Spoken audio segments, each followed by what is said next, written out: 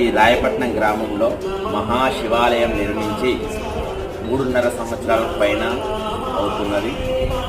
ఈ నిర్మించినప్పటి నుంచి విశేషమైనటువంటి భక్తులు వస్తూ ఈ ఆలయంలో ప్రత్యేకమైనటువంటి పూజలు నిర్వహించడం జరుగుతున్నది.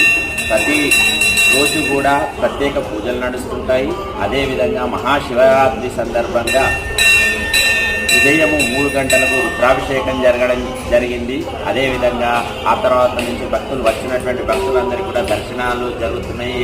ప్రతి ఒక్కరికి కూడా ఎవరెవరైతే వస్తున్నారో వాళ్ళందరికీ కూడా క్షీరాభిషేకం అనేటువంటిది చేయించడం జరుగుతున్నది.